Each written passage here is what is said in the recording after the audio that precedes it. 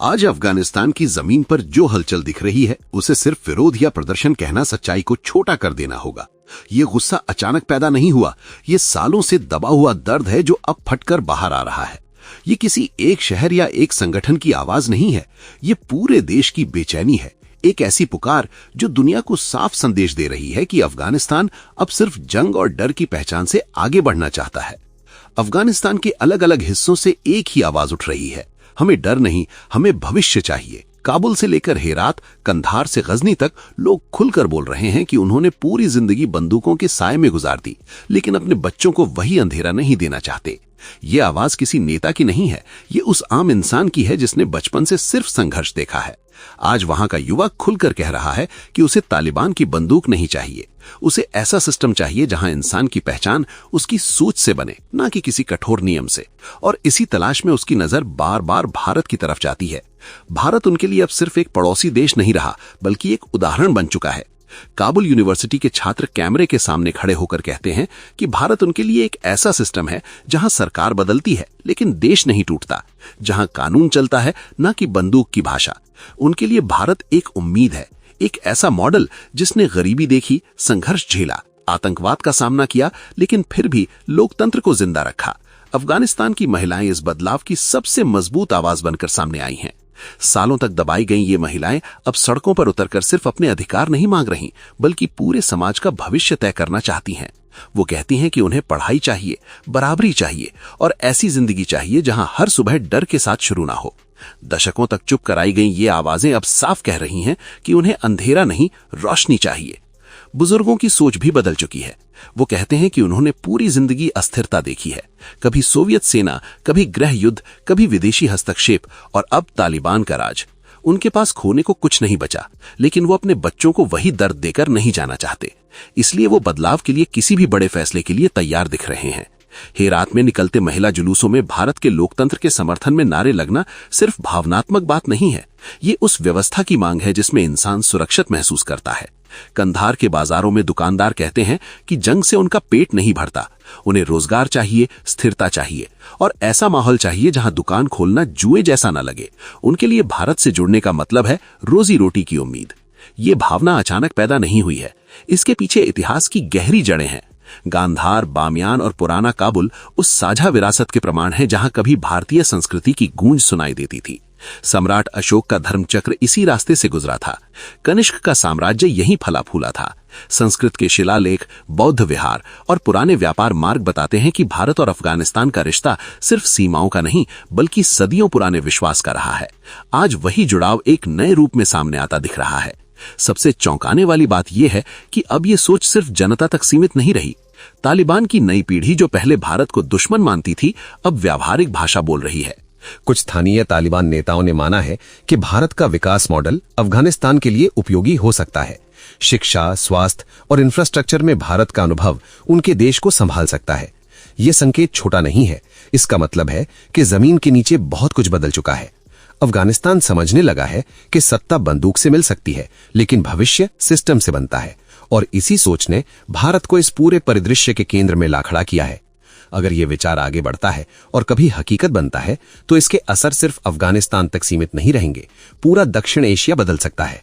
भारत को मध्य एशिया तक सीधा जमीनी रास्ता मिलेगा, ऊर्जा, गैस और दुर्लभ खनिजों तक पहुंच आसान होगी। भारत की रणनीतिक ताकत कई गुना बढ़ जाएगी और व्यापार के नए रास्ते खुलेंगे। अफगानिस्तान के लिए इसका मतलब होगा मजबूत प्रशासन, बेहतर शिक्षा व्यवस्था, स्वास्थ्य सेवाएं और सबसे बड़ी बात, सुरक्षा की उम्मीद। वहां के बच्चे किताबों के साथ पढ़े होंगे, बंदूकों के बीच नहीं। खेतों में किसान डर के बजाय बारिश की चिंता करेंगे। बाजारों में व्यापार होगा, धमाकों की आवाज नहीं। लेकिन इस पूरे घटनाक्रम का दूसरा और ज्यादा खतरनाक पहलू भी है।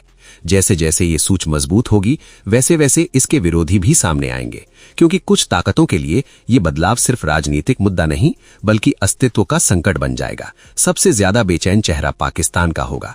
उसके लिए ये सिर्फ एक राजनीतिक झटका नहीं, बल्कि दशकों पुरानी रणनीति का अंत होगा। वर्षों से पाकिस्तान अफगानिस्तान को अपनी रणनीतिक गहराई की तरह इस्तेमाल करता आया है, भारत के खिलाफ दबाव बनाने के लिए एक बैकअप फ्रंट की तरह। अगर काबुल का झुकाव दिल्ली की तरफ होता है, तो पाकिस्तान की पूरी सोच ढह जाएगी। इसका मतलब होगा भारत का प्रभाव उसकी पश्चिमी सीमा तक पहुंच जाना।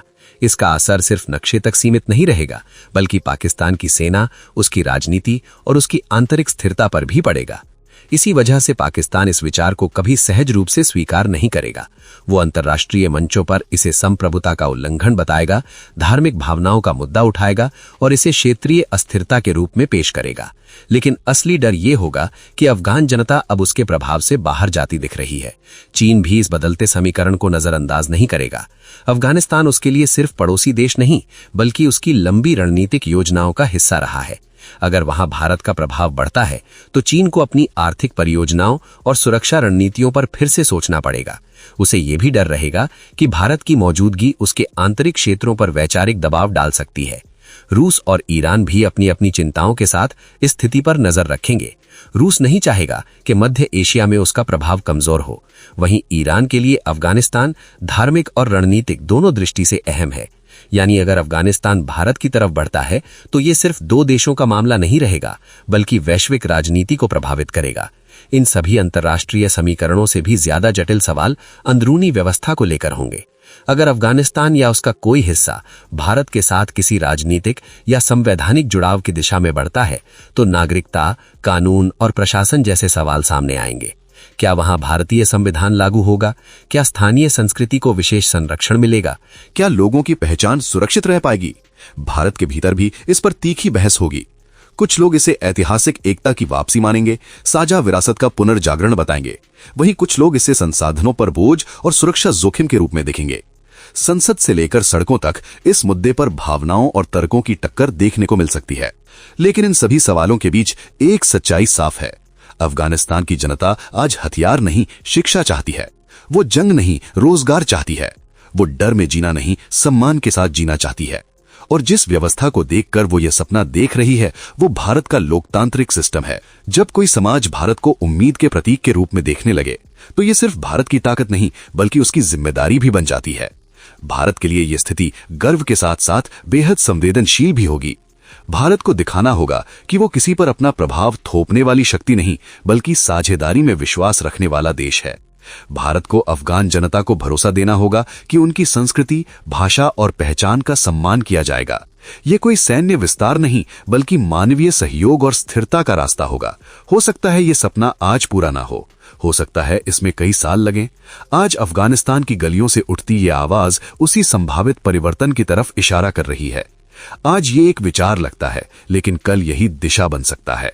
वैसे इस पर आपकी क्या राय है? कमेंट सेक्शन में अपनी राय जरूर दें।